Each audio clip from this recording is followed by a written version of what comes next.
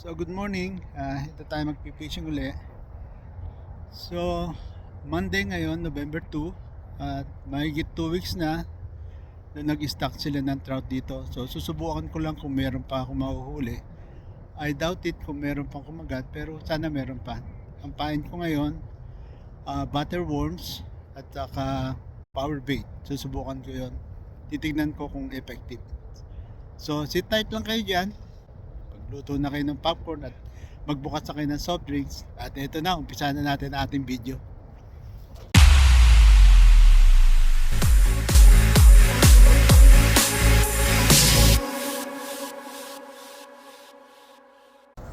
Andun yung pwesto ko, hindi ako makapunta ron.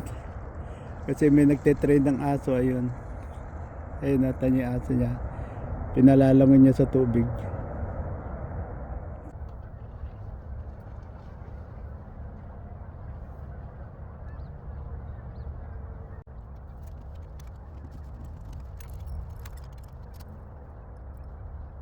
So, maangat. Nakatawa yung aso.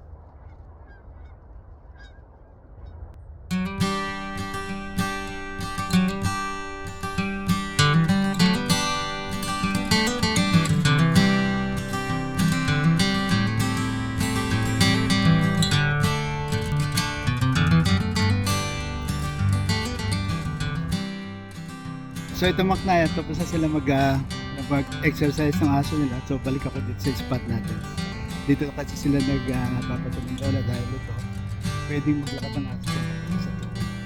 So nakakatawa naman yung aso, ang ganda turuan. Yung aso namin hindi ganun eh. Yung aso namin makulit lang.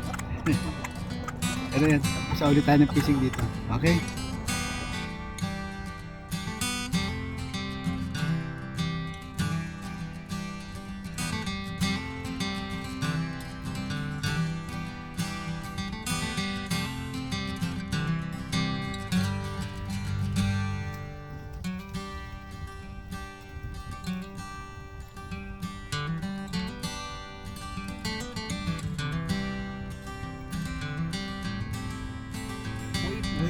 Wait lang.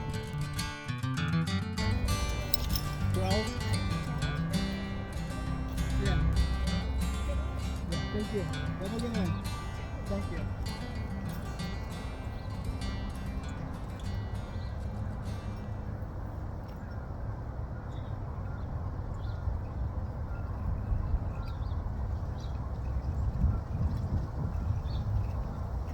Minahul tayo.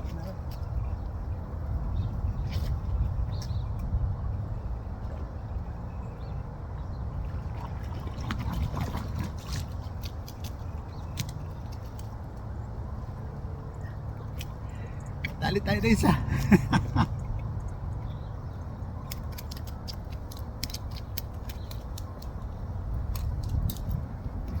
So mga Aknaya, mabisa talaga itong power bait.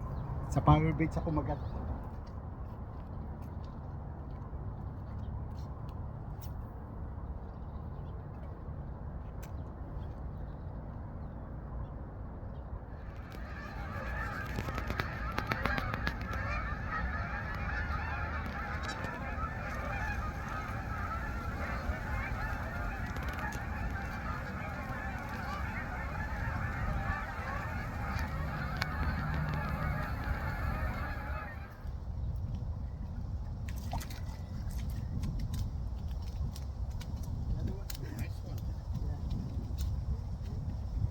Get to show it to my video.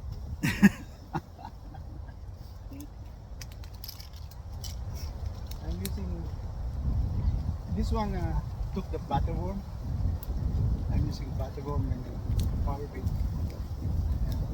Sometimes they bite on the butterworm. Yeah, sometimes night crawlers. Probably, Night crawlers too, the small one. Yeah. I've used regular night crawlers too. For this one? Yeah, if they're hungry, they're gonna take it. Nice one. Yeah.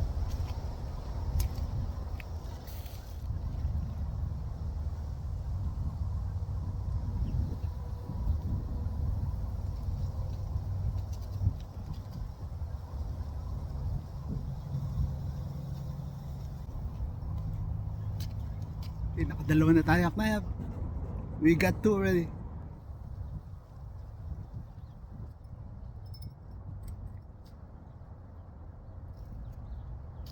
Okay, maghintay-hintay lang ako at mukhang matatagalan tayo itong araw na to.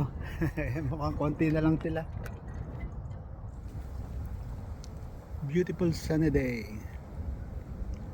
Not even a cloud in the sky. Ito mga knayad, tinodo ko na lahat sila. Andyan na lahat.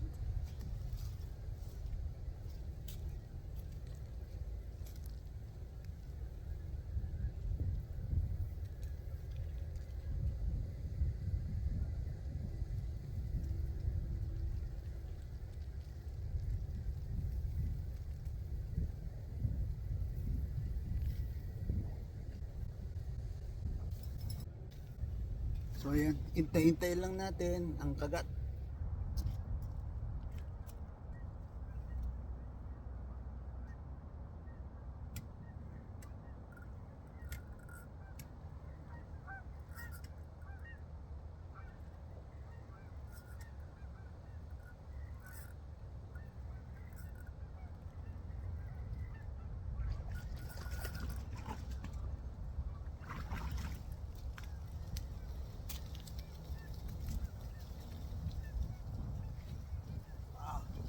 It took the butterworm. Butterworm.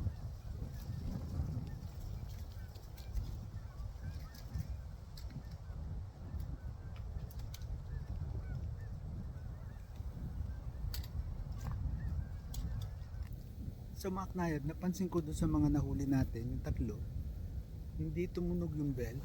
Napapansin ko lang, lumulundo yung line. So, hindi ko alam kung lumalapit sila sa akin pag kumagat sila o hindi ko alam, pero lahat ng line nakalundo, doon ko lang naalalaman na may kumagat. So hindi nagbebel, so yung bell ko useless ngayon, ayaw tumunog.